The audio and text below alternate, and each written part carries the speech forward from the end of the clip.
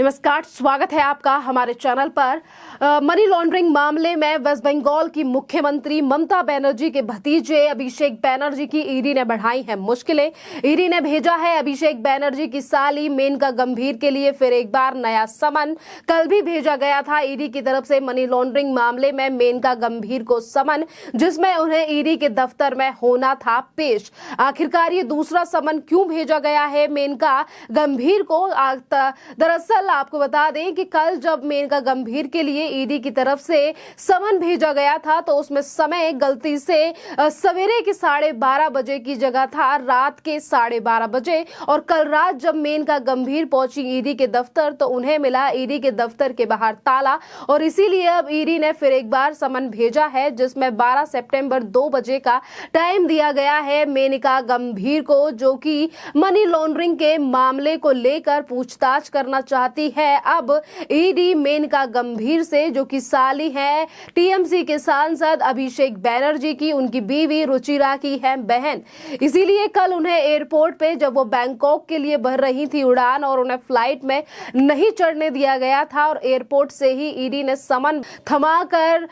मेनका गंभीर को भेज दिया था घर। जिस तरीके से वेस्ट बंगाल में एक कोयला तस्करी का इतना बड़ा मामला निकल कर आया, घोटाला निकल कर सामने आया, आज तक इस पूरे मामले में कर रही थी सीबीआई जांच, और अभी कुछ महीनों पहले से ही इसमें ईडी की जांच जो है वो शामिल हुई है। और पहले अभिषेक बनर्जी और उनकी बीवी से भी पूछताछ कर चुकी है ईडी पिछले ही महीनों में। और अब ये जो जांच है, यानी कि अगर हम बात करें मनी लॉन्ड्रिंग के इस मामले की, तो लगातार अब अभिषेक बनर्जी के परिवार पर शिकंजा कसता चला जा रहा है केंद्रीय एजेंसी ईडी का। पहले अभिषेक बनर्जी, उनकी बीवी से पूछताछ और अब उनकी साली तक आ चुकी है ये जांच की आग, जिन्हें एयरपोर्ट से ही कल रोक लिया था। जिस तरीके से अब ये तमाम खबरें सामने आ रही हैं कि इसी मनी लॉन्ड्रिंग मामले में भागने की फिराक में थी मेनका गंभीर, और वहीं ईडी को जैसे ही पता चला उनकी उड़ान के बारे में, एयरपोर्ट से ही रोक लिया गया मेनका गंभीर को, जिसके बाद उन्हें समन दिया गया। समन की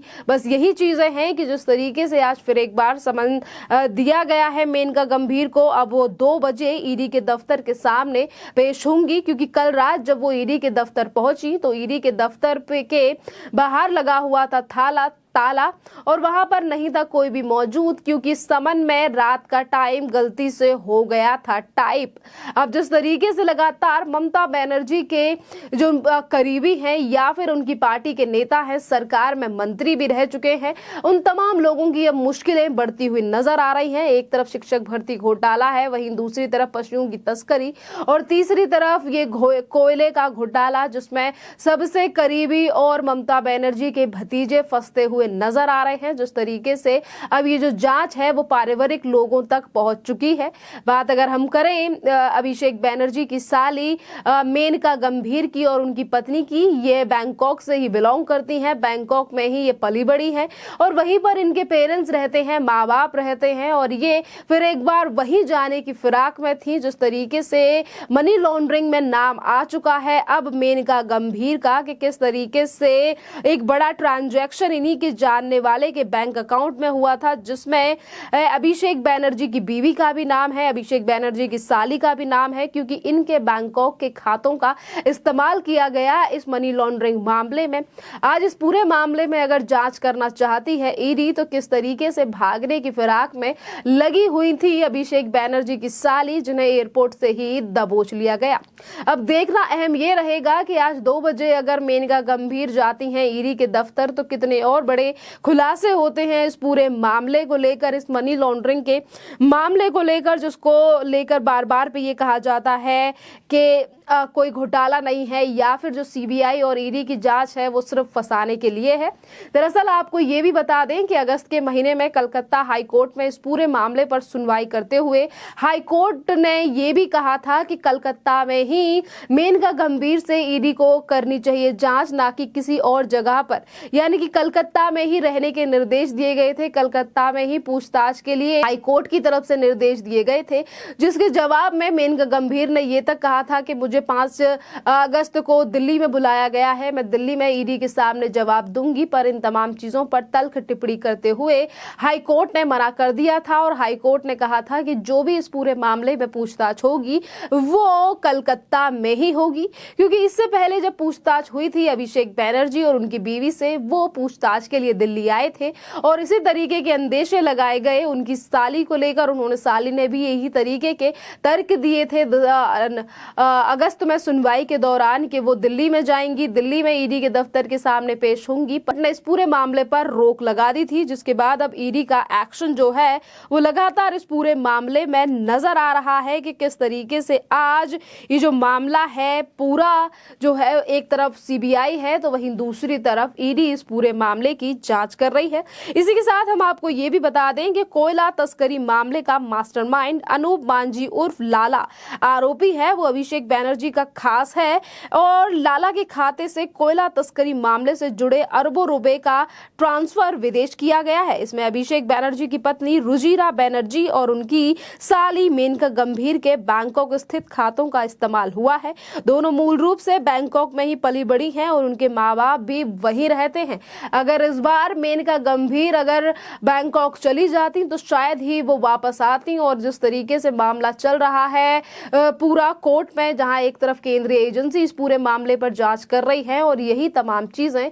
आज मुश्किलें खड़ी करती हुई नजर आ रही हैं अभिषेक बैनर्जी और उनकी साली की। जिस तरीके से ये बड़े खुलासे होते हुए नजर आ रहे हैं कि किस तरीके से हवाला का जो पैसा है, मनी लॉन्ड्रिंग का जो पैसा है, उसको एक बड़े यानी कि अरबों रुपए का ट्रांजैक्शन इन दोनों के खातों में किया गया था। अगर अभिषेक बैनर्जी की पत्नी जो कि अभी वेस्ट बंगाल में रहती हैं, उन्हीं के साथ रहती हैं, पर इनकी भी जो अकाउंट है वो बैंकॉक में स्थित है, क्योंकि बैंकॉक में इनका परिवार रहता है और इन्हीं अकाउंटों का इस्तेमाल किया गया हवाला के पैसे के लिए। इस पूरे मामले पर जांच कर रही है ईडी और इसी पूरे मामले में अब नए सबूत तराशने के लिए नई जांच की जा रही है ईडी की तरफ से। इसी पूरे मामले में अब एक एक करके की जा रही है सभी से पूछताछ। खैर, अगर हम बात करें पश्चिम बंगाल की मुख्यमंत्री की, तो अभी तक इस पूरे मामले को लेकर पश्चिम बंगाल की मुख्यमंत्री ममता बनर्जी का तो बयान सामने नहीं आया है। अभिषेक बैनर्जी की साली के ऊपर